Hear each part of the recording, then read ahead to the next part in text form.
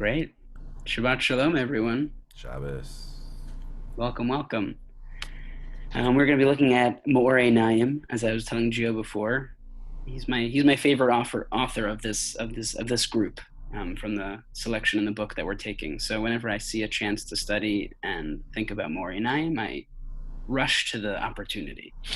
And so he is going to be sermonizing on a very famous verse that we're probably all familiar with. In this week's Torah portion, the Et Hanan, we have the first paragraph of the Shema. So this is the line of Ve'ahavta, that you should love the Lord your God with all your heart, etc., etc., etc. And so, yeah, he's going to weave in lots of interesting rabbinic teachings and kind of guide you through in terms of some mystical reading of how all of these kind of rabbinic teachings work together and end up kind of rereading the verse, which is, what we do every week. But I think he does it in a pretty neat way this time, and deals with something that's pretty relevant to all of us. So I think we'll enjoy it. So let's just start. Our sages read this, the double bet of Livavcha, to mean with both your urges, the good urge and the evil urge. So perhaps this is familiar to some of you who've been studying. This is a kind of classic rabbinic text that gets a lot of talk in just the rabbinic text, but also within the Hasidic world as well. So, right, just to remember, it says, "Ve'ahavta et Hashem Elokecha b'chol livavcha." It could say that you should love the Lord your God b'chol libecha, with your heart. Why livavcha? There's some doubling here that already the earliest readers of the Torah were wondering about. What's this doubling of? So the doubling, one reading of this doubling, is that you should love the Lord your God with both urges, your Yetzer HaTov and your Yetzer Hara, the good urge and the evil urge. And now he's going to, I think we can all think about or understand, it makes sense how we serve God with our good urges, but how the heck do we serve God with our evil urges? So he's going to offer a reading about that.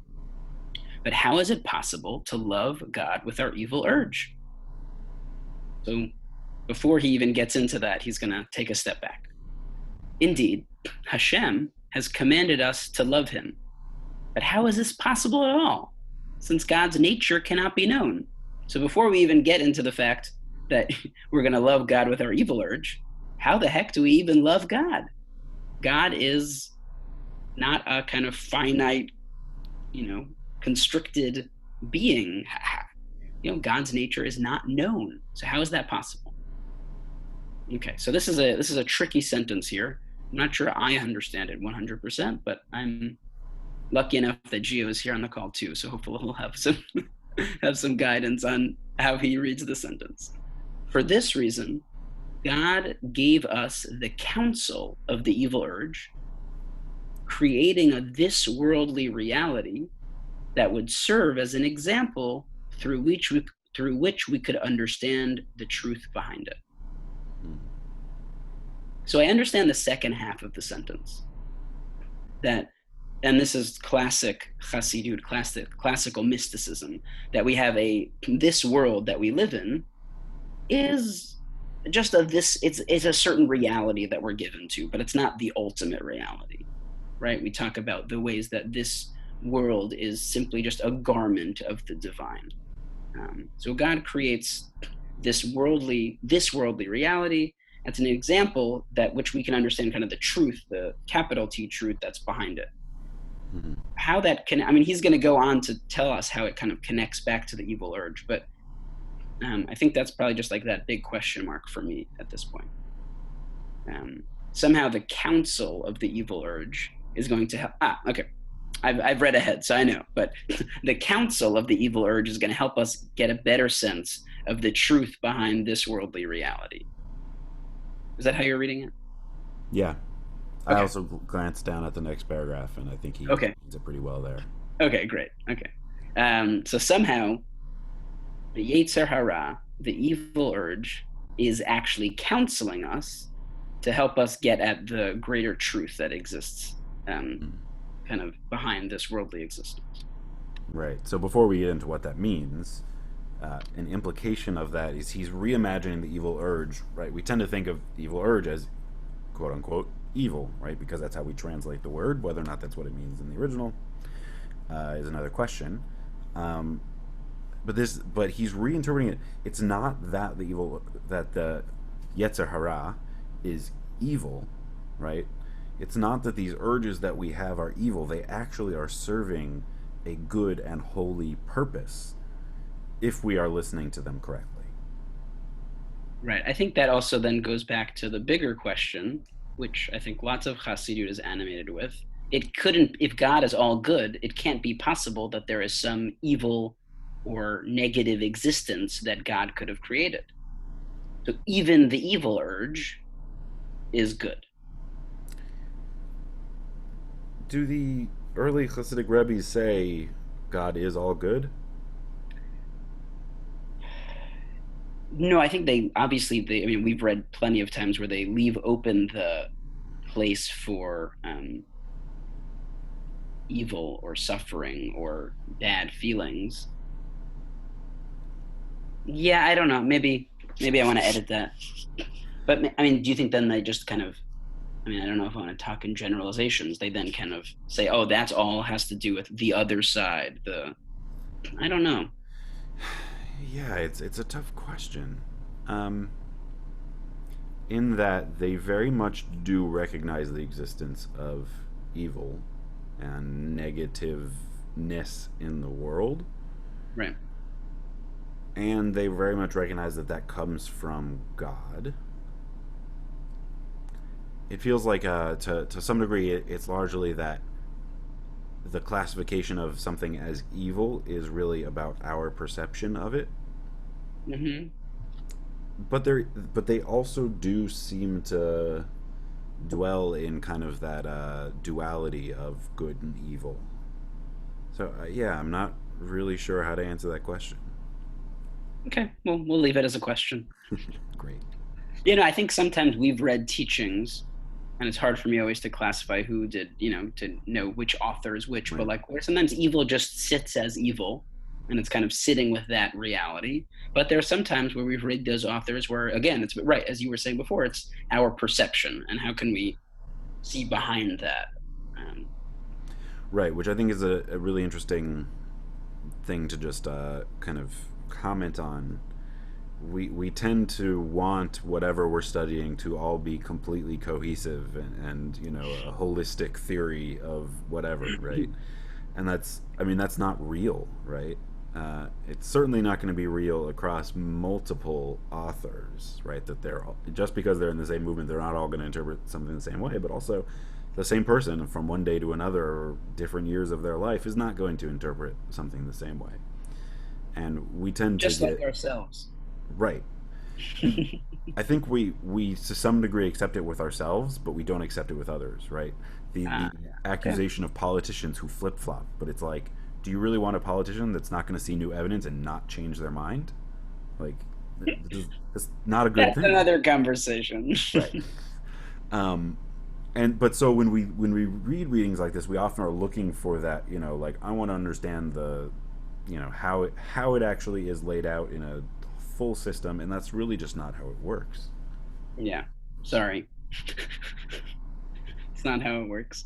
All right, so let's see what he does here. So But I think that makes what they're doing much more real, yeah, I agree. much I more real agree. life than to say, here is the answer.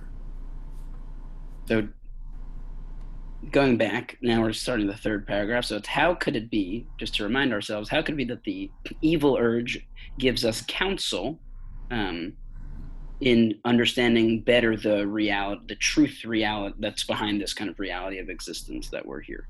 Gio, can you move your mouse a little over?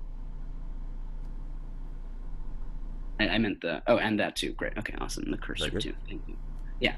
Regarding all the pleasures of this world, including eating, drinking, and sex, we come to ask ourselves, why do I love that thing? It is, after all, just a broken form, derived from the world of love, as we have taught repeatedly. How much more should I being how much here I think there's a typo here. How much more should I be loving the blessed creator, the source of all pleasure? So he starts off by answering it, and I think a way that it actually feels very relatable.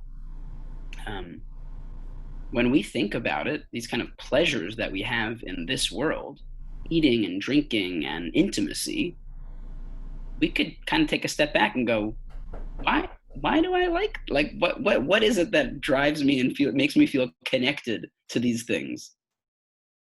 In some ways, it's broken is one way that he says it, but in some ways we can realize like that we don't are not truly grasping the essence of what is there.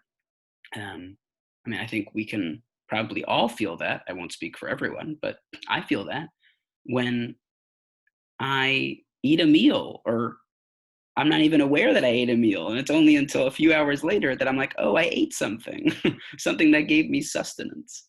Um, and the same with drinking, and perhaps also with intimacy as well, where we all of a sudden can come into a reality or an awareness that we weren't even aware of the fact that we were enjoying, or we simply just enjoyed these pleasures because they were in like this worldly reality without thinking of kind of the um, what's behind it, where does it come from, and what's its essence.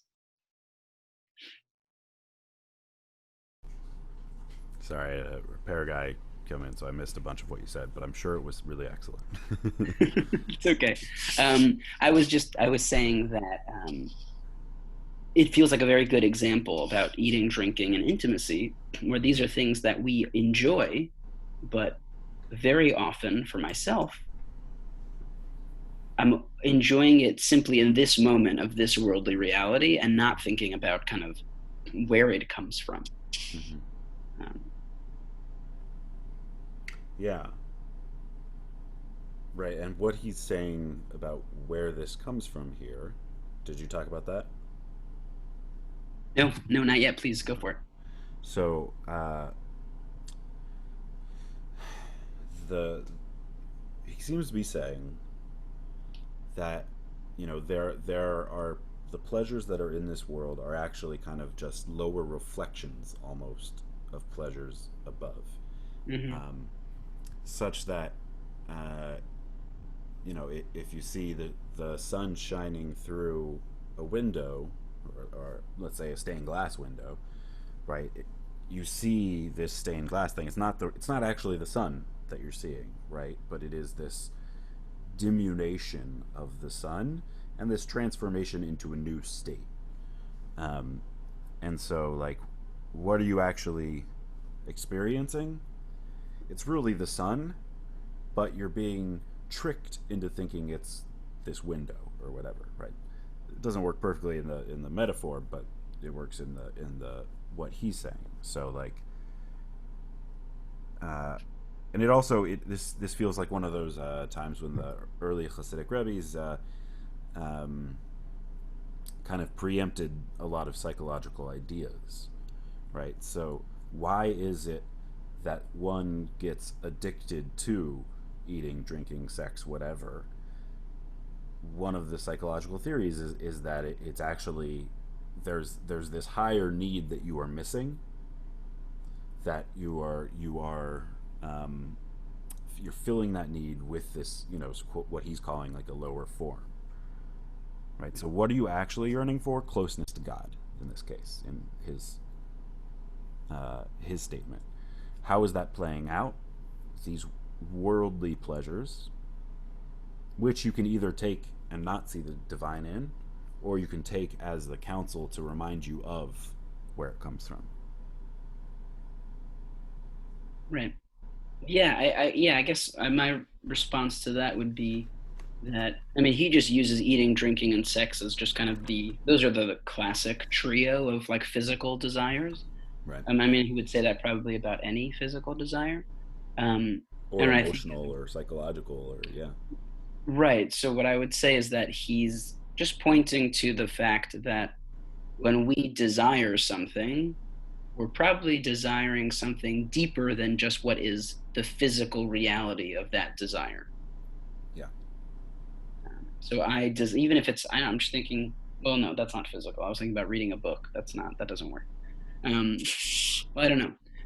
Good. But um, yeah, no, there's something about this engagement with the physical, where we pursue it and we're in love with it, and sometimes if we're able to take a step back, we can realize it's not actually about that physical thing that I love, but it's about the deeper feelings underneath it. Right. Why am I scrolling through a Facebook feed like for hours on end? Right. It's not. It's not about the Facebook feed, right? It's some sense of connection that I'm looking for, right? There's some lack that I'm trying to fill there, and I think if you view it in that way, like the example of reading works too, right? Yeah, sure.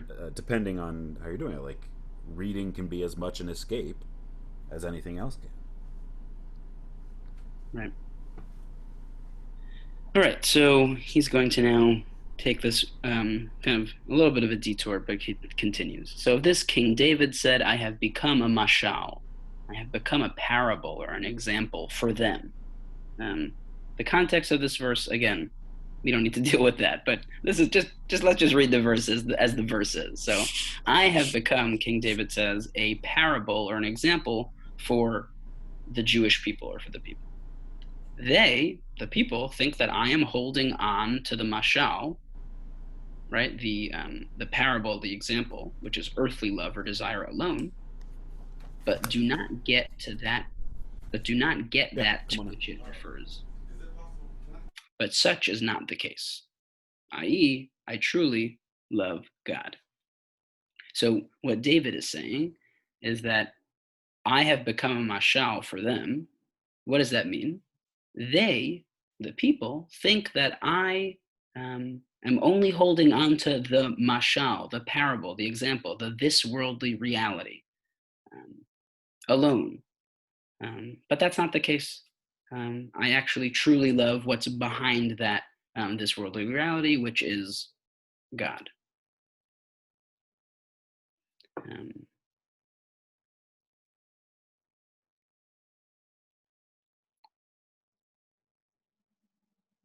yeah, I think what he's just adding in this paragraph um, is that King David, sage, wise, wisdom, representative of all those things, is talking about, again, this dichotomy between this worldly reality and the kind of the true existence, which is God. So the parable, the example, versus the true essence.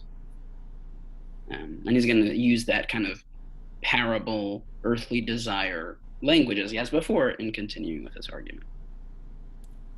So I'm reading this paragraph again. I missed a lot of what you said. They seem to keep, scheduling for like visiting for whatever time I'm like doing a session. That's when they show up.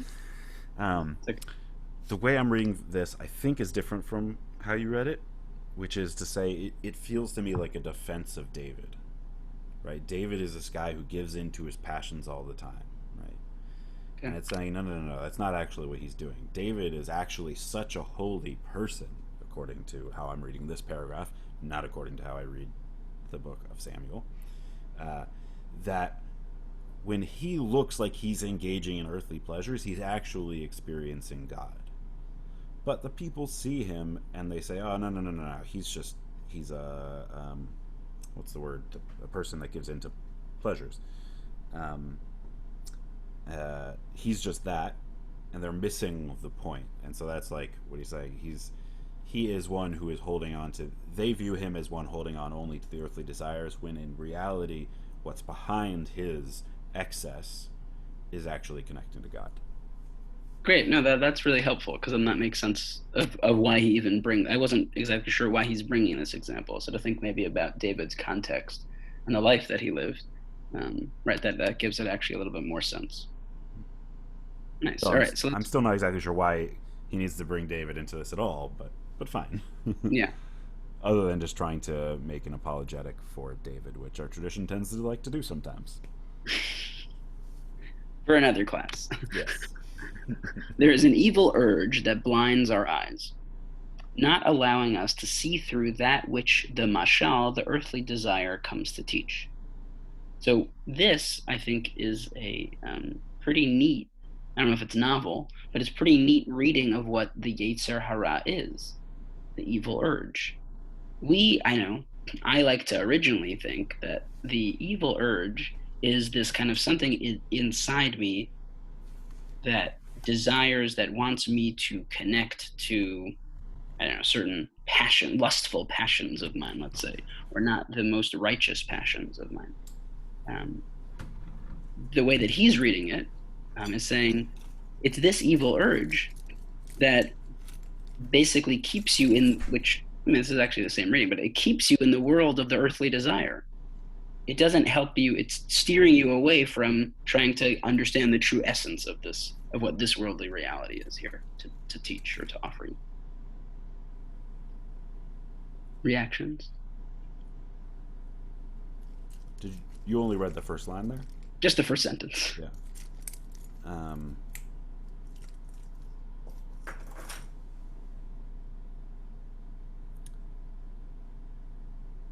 yeah. So is he saying there's two evil urges? Well, I Is think how he's you're reading offering a reading of what the evil urge could be. it. Mm-hmm. That the evil urge is the is basically what steers you away from understanding the true perspective or essence of the world. It keeps you in the earthly desires realm and doesn't get help you get deeper. Mm-hmm. Right. That's why I'm reading him as saying that there are two evil urges and a good urge, presumably. Right. First of all, because he says an evil urge, though that's a translation. Who knows how much we can rely on that. Um, but because earlier he said there's an evil urge that is intended to send you up, and this seems to be saying there's an evil urge that prevents that. So it seems like there are two. Interesting. Okay, Split in let's see half. if Yeah, I don't know. okay, yeah, let's see how that works out. The counsel for this is to study Torah. So if you're wondering how to kind of combat this evil urge, study Torah. I mean, I think that just on the surface of it, I wouldn't kind of scoff at that. I actually think that's like if you're stuck in this worldly desires and you're trying to grasp onto something that is more than just this worldly, grasp onto what we believe as Jewish people is actually has divine essence to it, which is the Torah. That'll be something that you can hold on to and grasp and learn that's actually going to help you transform from this worldly to kind of what is the true essence of it. So the counsel for this is to study Torah. Our sages said, and this is in the Talmud, of the evil urge, if that ugly one, that is, that evil urge, attacks you, drag him to the study house. So why is he called the ugly one in this saying? Because all worldly pleasures are broken and unwhole forms, lasting only for a while, but then evaporating. In the end, they turn out to be repulsive, just like that which we eat eventually turns into something that disgusts us. The same is true of the rest of our lusts. So if this ugly one draws you toward repulsive things, drag him to the house of study. Torah is a seasoning or a balm for the evil urge, as the sages go on to tell us later on the page in Kiddushin. I created the evil urge, but I also created Torah as a balm or a seasoning against it.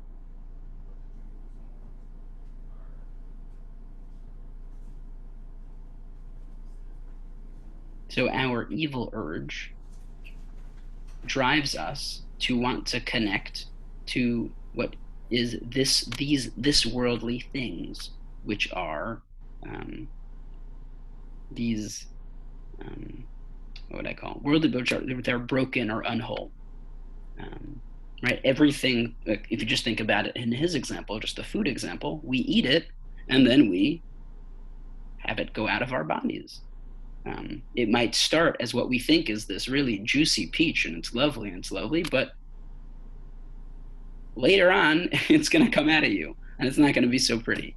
And so I think that's a frame, a helpful perhaps frame of seeing the way that you engage with the kind of physical pleasures of this world. If you're just connecting to them as this delicious peach, in that way, it's broken and unwhole because it's going to evaporate at some point. It's going to end up being repulsive or disgusting.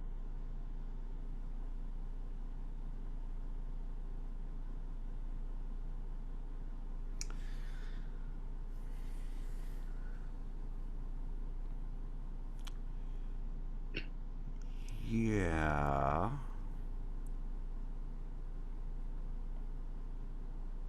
I'm having trouble seeing what's more than that. Um, right. So, for the Having example trouble. of eating, is he saying that when you eat, you do it in a mindful such manner that you're connecting to the divine? In which case, it still is coming at you in the same way, right? It's still temporary, and even that connection is still only temporary, right? Because when you're done eating the peach, you're not connecting to God, certainly through that anymore, and presumably, it's hard to stay connected to the divine at all times, no matter what. So, is there a way in this world to actually have that connection with the truer form remain? Or is it only setting up a thing where it's like we get a taste of the true form in this world, and then the world to come, in the afterlife, or when the Messiah comes, or whatever, that's when we truly get to fully take the pure form? I mean, he's not going to talk about here about the Messiah, and I don't know how to talk about him in general, like what we were saying earlier. But I mean, right now he's still just dealing with this the evil urge or the kind of that negative side to things. But I think he would agree with your first statement that you can connect to it in the right way.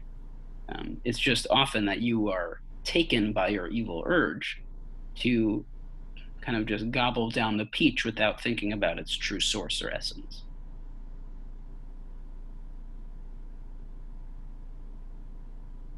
Right. But my question is, what is it if you do it in the right way? Yes, yeah, I don't think he's talking about that here. I know he's just talking about the. I feel like we've seen him talk about that before in other weeks. I don't remember exactly. Yeah. I mean, we have, but it hasn't raised this question in my mind before. Um, Right, but now, but his focus right now is about the how do we connect to God through our evil urges. hmm. That at Um, least, even if it's not this full connection, this Yetzer Hara is being pulled to the proper side. Okay. right, you can get that through Torah study Okay. or through Torah in general. Um, so this is called returning to Hashem out of love. So teshuvah me'ahava. By means of these very desires, you bring yourself to return to loving God. Right? These same desires that you have for eating the peach, you can understand them perhaps as a way to cling to what is this true essence. Then we are taught even intentional sins are transformed into merits. Perhaps this is a familiar phrase from the Talmud for some folks, that intentional sins can be transformed into merits. Every transgression becomes a way to love Hashem. As you take the message from this mashal, this example or parable, and apply it to the reality, which is God. That is why the Torah is called a seasoning for the evil urge. The seasoning preserves the cooked dish itself. Torah turns the sins themselves into merits. Understand this. So I guess my initial reading of trying to understand this is that you can spend your whole life eating food and doing so in a transgressive way, meaning you've eaten the food, but you haven't kind of thanked God or thought about its true essence of what the food is, what it provides for you, um, what's behind the food itself. But when you're able to connect to Torah, which can be a seasoning for the food, you then can actually enter into the eating of the food in a way where you're actually connecting to the reality of it, which is the godly essence of it. Um, and so then you can, I guess what he's trying to say is you can take those moments that you um, sinned when you were eating food, and they can transform into merits because you can do now the same action and do it in a holy way.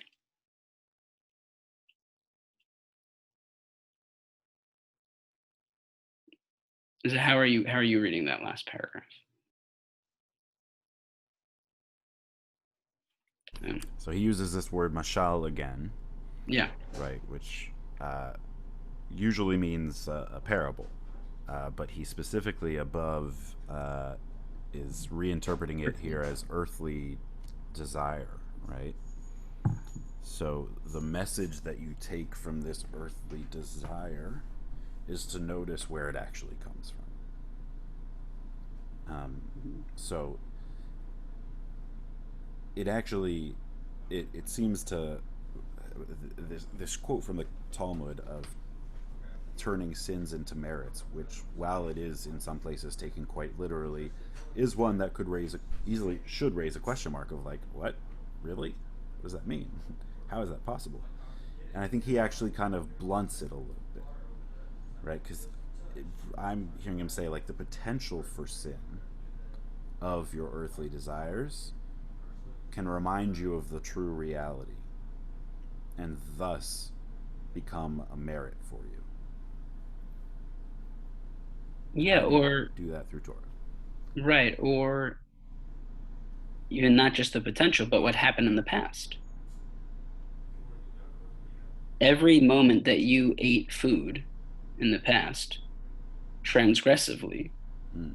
meaning you ate it without the intention of coming into contact with the ultimate reality, God, that was a transgression. And But so if you, you take in this message, if you're, now have this new understanding of it, now each moment that transgressive moment was actually a way to love God. You just weren't figuring it out. You weren't understanding where the godly connection was. mm-hmm. Yeah, Shneur Zalman Liadi, the first Rebbe of the Lubavitch movement, now known as Chabad, said something actually pretty similar. He seemed to say, that like at the moment where you repent, at the moment where you do it correctly, you have actually all those times where you messed up before, you've raised those up. Um, so it's not just that Interesting. you're like forgiven for them, but it's that you've actually transformed them into merits. Hmm. Yeah, I'm not totally sure he's saying that. I think that could be a potential extension. Um, That's how I heard you saying what he was saying. oh, okay. But that is what Shneur Zalman says. I was saying that you now in the moment, now that you've realized where you were post enlightenment, right now you go back to yourself and go, oh, all these times that I ate, those were transgressive. All those times that I cling to, let's say, this certain earthly desire. And now I can connect to it in a new way. Mm-hmm. I think the additional piece, though, that it adds to it is that for me, and I think this is that now that I'm in a new reality, it doesn't mean that I'm going to go back. Of course, I'm going to go back to the old one. I'm human. Am I going to remember each time that I eat food that I'm going to have this enlightened sense? And I think that would be um, I think that is quite demanding. And to think that we would be able to do that all the time would be, even once we've been kind of given that experience, would be a real challenge. Mm. But I think once we know about it, we know that there is a moment where we can take we can be in the moment. We can maybe bite into the peach and go, oh wait, okay, wait, what's this peach all about? And then maybe those that can be, a way to you can figure out how that transgression can then become a way to love God. Right. Though in your example, the new one isn't a transgression. The new one is a merit, and the old ones don't become merits. They just are, past data that has informed you realizing now. Yeah, because what I think he's trying to say is that I think you could say, oh, repentance means doing something completely different. Mm-hmm. And I think he's saying, yes, there is a difference, but the difference is in perspective. Mm-hmm. You're still going to eat that peach. You're still going to engage in the earthly desire, but it's going to be a whole different understanding of how you eat the peach. Right.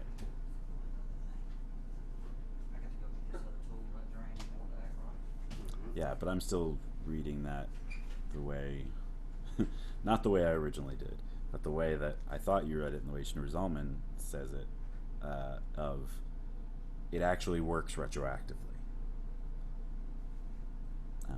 When you do teshuva out of love, you um, you actually transform those past sins into merits, such that, and this is like, I mean, it's an idea that's there back in the Talmud, but it in any age is a fairly radical point of view, Mm-hmm. that those sins actually become good.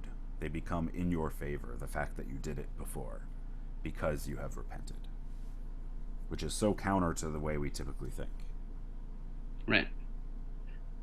Right. I mean, I guess maybe one way to say that he is reading it, though I don't think he's reading it that way, is that the only way that you can come to a reality or understanding of how to eat the peach in the right way is by having eaten in the wrong way. Hmm. Mm-hmm. So the only way to get to the new place, to return to God out of love, is to realize that the transgressions that you've done were a way to connect to God out of love. You just didn't know. And Yeah. now that you know, it's you can only now know because you've had those the past Mm-hmm. transgressions. I mean, even that is a. They're both like, from a religious standpoint, dangerous statements. Because even that, it says like, oh, well, you sinned in the past. That's fine because, like, I mean, this isn't what they mean, but it could be taken to mean. It's fine because that's what it took to get you here, right? Which they wouldn't Yeah. say. No, no, no, it's fine, and they wouldn't say, but those sins that you did were actually merits. But at the same time, they kind of do say that. Yeah. Yeah. Yeah, I think it's a much bigger conversation, but I would say is that what they're what they're admitting, which I think is refreshing to a Jewish person as they study this, is that we live in a broken world where we are transgressing, and that's just a reality. It's like, okay, how do we re-transform that? That's the challenge. But it's the but I think they are allowing each of us to realize, yeah, no, it's we're gonna mess up, we're gonna sin, we're gonna and that's not that that's okay, but that's just simply a part of this world. That's a part that's his reading. That's what this one version of this Yetzer Hara, this evil inclination, is doing. All right, well Right, let's take and a so look. we have to follow the sign that's in the Yetzer Hara, pointing us in the right direction. Right. All right, so let's see what the editors say. This is an important text for understanding the debate about whether Hasidism negates this world, seeing it as transparent, or truly seeks to uplift it. There were divergent views on this in the Maggid circle. The position of the Morainaim is clearly stated here. Torah, like the good spice, preserves the dish itself, making it worthy. Sin itself is uplifted and transformed into love of God, which is what we were kind of debating and talking about towards the end there. Cool. Nice. Yasher koach. Shkach to you. Thank you, Rabbi Abi. Thank you, anybody who's tuned in. See you soon. Have a good Good Shabbos. Shabbos. Bye.